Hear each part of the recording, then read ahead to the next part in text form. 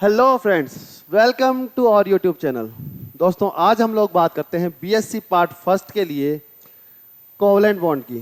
दोस्तों, पिछले वीडियो में भी हम लोगों ने बात की थी कि कोवलेंट बॉन्ड क्या होता है और कैसे बनता है, जिसमें हम लोगों ने बात की थी कि जब दो परमाणुओं के अयुग्मित इलेक्ट्रॉन्स या दो परमाणुओं के संयोजकता कोश में उपस्थित अयुग्मित इलेक्ट्रॉन्स परस्पर साझा करते हैं तो जो बॉन्ड बनता है उसे हम लोग कहते हैं कोवलेंट बॉन्ड। अगर एक एक इलेक्ट्रॉन का साझा होगा तो सिंगल बॉन्ड, दो दो इलेक्ट्रॉन का साझा होता है तो डबल बॉन्ड, और तीन तीन इलेक्ट्रॉन का साझा होता है तो ट्रिपल बॉन्ड बनता है। उसी कड़ी में आज हम लोग देखते हैं कि सहसंयोजक बंध के सिद्धांत कौन कौन से होते हैं। तो यहाँ हम लोग देख सकते हैं कि सहसंयोजक बंध के 4 सिद्धांत होते हैं, जिसमें पहला होता है लुईस का अष्टक नियम। लुईस ये बताता है, ये ऑक्टेट रूल ये बताता है कि क्यों कोई परमाणु बॉन्ड बनाता है, और ये नियम कहता है कि कोई भी परमाणु इसलिए बॉन्ड बनाता है कि वो अपने संयोजकता कोश में 8 इलेक्ट्रॉन्स पूरे करना चाहता है। अगर आगे हम लोग बात करें तो दूसरा नियम आता है संयोजकता बंध सिद्धांत यानी वैलेंस बॉन्ड थ्योरी यानी वीबीटी। जो कुछ कमियां लुईस के अष्टक नियम में रहती हैं, वैलेंस बॉन्ड थ्योरी यानी संयोजकता बंध सिद्धांत उन कमियों को काफी हद तक दूर करने की कोशिश करता है और सहसंयोजक बंध को एक अच्छी तरह से एक्सप्लेन करता है। तीसरा हम लोग देखें तो सिद्धांत आता है वीएससी-पीआरटी। अब संयोजकता बंध सिद्धांत यानी वीबीटी सिद्धांत में भी कुछ ऐसे अणु होते हैं जिनमें ज्यामितियों में विकृतियां पाई जाती हैं। तो वीएससी-पीआरटी उस चीज़ को एक्सप्लेन करता है कि ज्यामिति जो होती है वीबीटी सिद्धांत के अकॉर्डिंग कोई किसी अणु की जो ज्यामिति है उनमें विकृतियां क्यों पाई जाती हैं। इसके बाद आता है फोर्थ अणु कक्षक सिद्धांत यानी मॉलिक्यूलर ऑर्बिटल थ्योरी यानी एमओटी। ये थ्योरी जो है ऊपर के तीनों सिद्धांत में जो कुछ कमियां रह जाती हैं, किसी अणु को अगर कोई सिद्धांत एक्सप्लेन नहीं कर पा रहा है तो उस अणु को एमओटी सिद्धांत एक्सप्लेन करने की कोशिश करता है और इसमें बहुत हद तक ये कामयाब भी रहता है। तो इस प्रकार हम लोग देख सकते हैं कि हमारे पास 4 सिद्धांत होते हैं जो सहसंयोजक बंध को एक्सप्लेन करते हैं। अब इसमें भी सबसे पहले हम लोग देखते हैं लुईस का अष्टक नियम। लुईस का अष्टक नियम, जैसे नाम में पता लग रहा है कि 8 का कुछ इसमें 8 इलेक्ट्रॉन्स का कोई ना कोई इसमें रोल है। तो लुईस का अष्टक नियम ये कहता है कि कोई भी परमाणु इसलिए बॉन्ड बनाता है क्योंकि वो अपने संयोजकता कोश में 8 इलेक्ट्रॉन पूरे करना चाहता है। अब 8 इलेक्ट्रॉन पूरे करने से क्या होगा? 8 इलेक्ट्रॉन पूरा करने से उसका उत्कृष्ट गैस या अक्रिय गैस विन्यास आ जाएगा। अक्रिय गैस विन्यास की बात करें तो वो होता है NH2 एंड NP6। इनका अक्रिय गैसों की अगर हम लोग बात करें, NH2 NP6 विन्यास होता है, इसका मतलब इनका पी कोश फुलफिल है और S कक्षक भी इनके फुलफिल है। तो S और P कक्षक फुल हैं तो इनको ना तो किसी से इलेक्ट्रॉन की जरूरत है, और फुलफिल कक्षक होते हैं तो वैसे भी स्थायी होते हैं, तो ना ये जल्दी से किसी को इलेक्ट्रॉन देते हैं। तो जब इलेक्ट्रॉन्स का आदान प्रदान ही नहीं होगा तो कोई क्रिया ही नहीं होगी, इसलिए ये कहलाती हैं अक्रिय गैसें। इनमें भी एक जीनोन कुछ रिएक्शंस देता है, जैसे ऑक्सीजन के साथ ऑक्साइड और फ्लोरीन के साथ फ्लोराइड बनाता है, इन बहुत कम लेवल पे बनाता है, बाकी सभी इनमें अक्रिय गैसें होती हैं। तो लुईस का नियम ये कहता है कि कोई भी परमाणु इसलिए बॉन्ड बनाता है क्योंकि वो अपने संयोजकता कोश में 8 इलेक्ट्रॉन्स पूरे करना चाहता है, तो जिससे उसका उत्कृष्ट गैस विन्यास आ जाएगा और स्टेबल कॉन्फ़िगरेशन, स्टेबल विन्यास उसका आ जाएगा, और वो स्टेबल होने के लिए बॉन्ड बनाता है। तो इसलिए हम लोग कुछ एग्जाम्पल से इस बात को समझते हैं कि ये चीज़ कैसे होती है और किस तरीके से पाई जाती है। तो यहाँ हम लोग देख सकते हैं कुछ एग्जाम्पल्स। देखो, यहाँ पर कार्बन है, CH4 है। CH4 में कार्बन एक सेंट्रल मेटल एटम है, या सेंट्रल एटम हम लोग बोल सकते हैं, मेटल नहीं बोल सकते, ठीक है। तो कार्बन यहाँ एटम है, एक सेंट्रल है। अब कार्बन के पास इसके संयोजकता कोश में 4 इलेक्ट्रॉन्स होते हैं और बाकी के 4 इलेक्ट्रॉन्स ये हाइड्रोजन से लेता है, यानी हाइड्रोजन से 4 इलेक्ट्रॉन्स ग्रहण करता है या 4 इलेक्ट्रॉन्स का साझा करता है और 4 सिग्मा बॉन्ड बनाता है या सिंगल बॉन्ड बनाता है। अगर हम लोग देखें तो कार्बन का इलेक्ट्रॉनिक विन्यास होता है 6C यानी 1s2 2s2 एंड 2p2, जो कि एक सामान्य अवस्था में कार्बन का इलेक्ट्रॉनिक विन्यास होता है। यहाँ S में 2 इलेक्ट्रॉन है और 2p कक्षक में भी इसके पास 2 इलेक्ट्रॉन है। ये तो इसकी ग्राउंड स्टेट है यानी सामान्य अवस्था है। अगर एक्साइटेड स्टेट की बात करें, अब देखो संयोजकता कोश में 4 इलेक्ट्रॉन है लेकिन अभी अयुग्मित इलेक्ट्रॉन्स हमारे पास 2 ही हैं। होता क्या है, कार्बन में 1 इलेक्ट्रॉन 2s कक्षक से 2p कक्षक में उत्तेजित हो जाता है, एक्साइटेड स्टेट जिसे हम लोग बोलते हैं, तो एक इलेक्ट्रॉन 2s कक्षक से 2p में चला जाता है। उस कंडीशन में अगर हम लोग कार्बन के लिए इलेक्ट्रॉनिक विन्यास लिखें तो 1s तो बहुत अंदर का कक्षक हो गया, ये बॉन्डिंग में ज़्यादातर काम में आता नहीं है। उसके बाद बच गया 2s ऑर्बिटल, यहाँ पर एक इलेक्ट्रॉन, और 2p ऑर्बिटल की बात करें हम लोग तो अब 2p ऑर्बिटल में हमारे पास 3 अयुग्मित इलेक्ट्रॉन्स हो जाते हैं। अब ये 3 अयुग्मित इलेक्ट्रॉन्स 2p में है, एक 2s में है, टोटल 4 इसके जो संयोजकता कोश है यानी आखिरी कोश है उसमें 4 इलेक्ट्रॉन है। अब इसे 4 इलेक्ट्रॉन्स की जरूरत है अपना अष्टक पूरा करने के लिए। तो हाइड्रोजन के पास तो एक इलेक्ट्रॉन होता है और वो ज़्यादा से ज़्यादा एक कक्षक में 2 इलेक्ट्रॉन्स रख सकता है। तो हाइड्रोजन के एक एक इलेक्ट्रॉन से साझा करता है, 4 हाइड्रोजन के 4 इलेक्ट्रॉनों से साझा हो गया तो 4 सिंगल बॉन्ड बना लेता है। इस तरह से हम लोग देखें तो कार्बन के अब संयोजकता कोश में 8 इलेक्ट्रॉन पूरे हो गए। इसी तरह से हम लोग ब्रोमीन के लिए देख सकते हैं। अगर ब्रोमीन की बात करें तो यहाँ देख सकते हैं ब्रोमीन के पास भी इलेक्ट्रॉनिक विन्यास है। ब्रोमीन के पास जो संयोजकता कोश होते हैं, जितने भी हैलोजेंस होते हैं उन सभी के संयोजकता कोश में 7 इलेक्ट्रॉन्स होते हैं। 7 इलेक्ट्रॉन्स मतलब कितने इलेक्ट्रॉन की जरूरत है इनको? 1 इलेक्ट्रॉन्स की जरूरत है। तो जितने भी हैलोजन यानी FCl Bri जितने भी हैलोजेंस होते हैं उन सभी के संयोजकता कोश में 7 इलेक्ट्रॉन्स होते हैं। अब 3 जैसे अगर हम लोग देखें इसका मतलब इनका विन्यास हो गया NS2 एंड NP5। एक इलेक्ट्रॉन p कक्षक में और आ जाता है तो इनके 6 इलेक्ट्रॉन्स p कक्षक में और 8 इलेक्ट्रॉन संयोजकता कोश में पूरे हो जाएंगे। तो यानी इसको 1 इलेक्ट्रॉन की जरूरत है बॉन्ड बनाने के लिए और अष्टक नियम का पालन करने के लिए। तो यहाँ अगर हम लोग देखें तो ब्रोमीन के पास 3 तो लोन पेयर होते हैं, 1 इलेक्ट्रॉन होता है जो ब्रोमीन का है और ये दूसरा इलेक्ट्रॉन दूसरे ब्रोमीन का है, उसके बाद भी सेम स्ट्रक्चर होती है। अगर इस तरह से दोनों Br परमाणु, दोनों ब्रोमीन परमाणु एक दूसरे से इलेक्ट्रॉनों का साझा करते हैं तो सिंगल बॉन्ड बनता है जो हम लोग यहाँ देख सकते हैं। अब यहाँ पर साझा हो गया दोनों इलेक्ट्रॉन्स का, यानी इस इलेक्ट्रॉन्स पर इस परमाणु का भी हक है और इस इलेक्ट्रॉन्स पर इसका भी हक है और दोनों इलेक्ट्रॉन्स पर दोनों परमाणुओं का हक है। तो इसलिए टोटल 8 इलेक्ट्रॉन दोनों परमाणुओं के कक्षाओं में पूरे हो जाते हैं। इसी तरह से एक और एग्जाम्पल हम लोग देखें H2O का।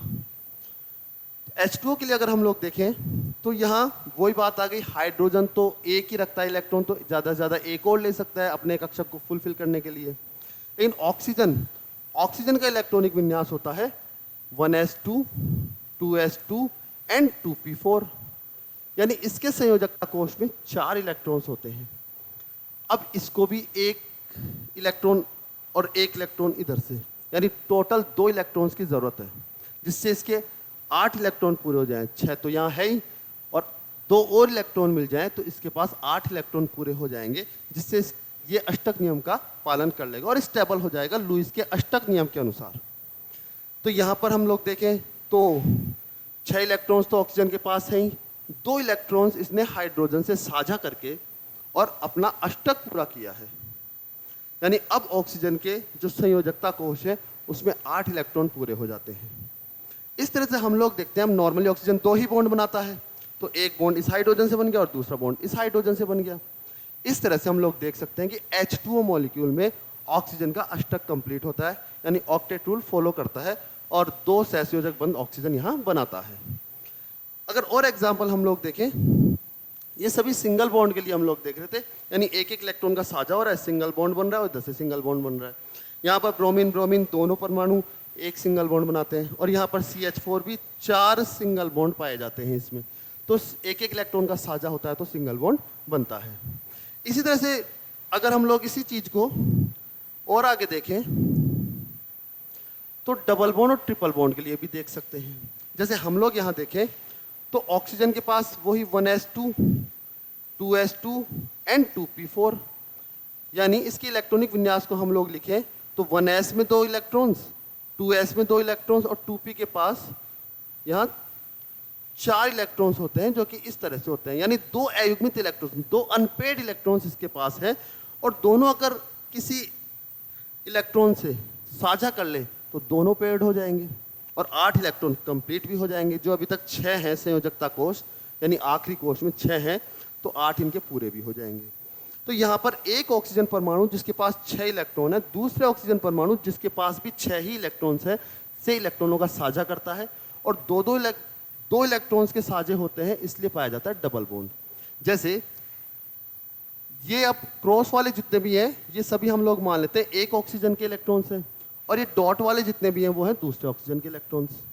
तो यहाँ हम लोग देखें तो एक बॉन्ड तो ये बनेगा साझा होने के बाद, और एक बॉन्ड ये बन जाएगा, यानी एक एक इलेक्ट्रॉन दूसरे ऑक्सीजन के एक एक इलेक्ट्रॉन से साझा कर लेंगे और बॉन्ड बना लेंगे। तो यहाँ हम लोग देखें तो इस ऑक्सीजन के 8 इलेक्ट्रॉन पूरे हो जाते हैं, और साथ में इस ऑक्सीजन के भी 8 इलेक्ट्रॉन पूरे हो जाते हैं। तो इस तरह से दो इलेक्ट्रॉन का साझा हुआ है, तो ये बन गया डबल बॉन्ड। इसी तरह से नाइट्रोजन में अगर हम लोग देखें तो नाइट्रोजन होता है 1s2, 2s2 एंड 2p3, यानी इसके 1s कक्षक में 2 इलेक्ट्रॉन, 2s ऑर्बिटल में भी 2 इलेक्ट्रॉन, और 2p में इसके पास होते हैं 3 इलेक्ट्रॉन्स, और तीनों इलेक्ट्रॉन्स होते हैं अनपेयर्ड इलेक्ट्रॉन्स, यानी नाइट्रोजन मैक्सिमम 3 बॉन्ड बना सकता है। और ये जो इलेक्ट्रॉन्स हैं पेयर्ड इलेक्ट्रॉन्स, ये नाइट्रोजन पर लॉन पेयर ऑफ के रूप में रहते हैं। इसी तरह ऑक्सीजन पर भी ये जो पेयर्ड इलेक्ट्रॉन्स हैं ये लॉन पेयर के रूप में ऑक्सीजन पर पाए जाते हैं। तो यहाँ हम लोग देखें तो 2p3 इसका विन्यास है p ऑर्बिटल में, टोटल इसके पास 5 इलेक्ट्रॉन है और उसको 3 इलेक्ट्रॉन्स की जरूरत है अपना अष्टक पूरा करने के लिए। अगर कोई दूसरा नाइट्रोजन परमाणु आता है तो उसके लिए भी यही स्थिति है, यही इलेक्ट्रॉनिक विन्यास होगा। तो इस कंडीशन में दोनों नाइट्रोजन परमाणु अपने एक एक इलेक्ट्रॉन का यानी टोटल 3 इलेक्ट्रॉन का साझा करेंगे और ट्रिपल बॉन्ड बना लेते हैं। ट्रिपल बॉन्ड बनाएंगे तो टोटल एक नाइट्रोजन के जो संयोजकता कोश है उसमें 8 इलेक्ट्रॉन हो जाएंगे, और दूसरे के संयोजकता कोश में भी 8 इलेक्ट्रॉन हो जाएंगे, एक एक इनमें से लॉन पेयर। और ट्रिपल बॉन्ड क्योंकि 3 इलेक्ट्रॉनों का साझा हुआ है दोनों परमाणुओं से, तो ट्रिपल बॉन्ड इसमें बन जाएगा। इस तरह से single, double and triple bond को लुईस का अष्टक नियम एक्सप्लेन करता है कि कोई भी परमाणु अपने संयोजकता कोश में 8 इलेक्ट्रॉन पूरे करने के लिए बॉन्ड बनाता है। लेकिन अगर हम लोग देखें तो इस सिद्धांत में कुछ कमियां भी पाई जाती हैं।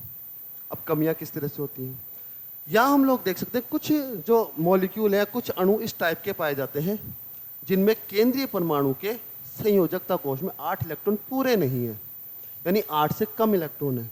इस तरह के यौगिकों को हम लोग कहते हैं इलेक्ट्रॉन न्यून यौगिक, यानी इलेक्ट्रॉन न्यून यौगिक, यानी 8 इलेक्ट्रॉन नहीं है, इसलिए इनको इलेक्ट्रॉन न्यून अणु या इलेक्ट्रॉन न्यून यौगिक कहते हैं। अब यहाँ पर देखते हैं बेरिलियम के लिए। बेरिलियम के लिए इलेक्ट्रॉनिक विन्यास होता है 1s2 एंड 2s2। 2p कक्षक है तो सही है, लेकिन इलेक्ट्रॉन नहीं है, इसलिए उसको हम लोगों ने खाली शो कर दिया क्योंकि इलेक्ट्रॉन फिलहाल है नहीं उसमें।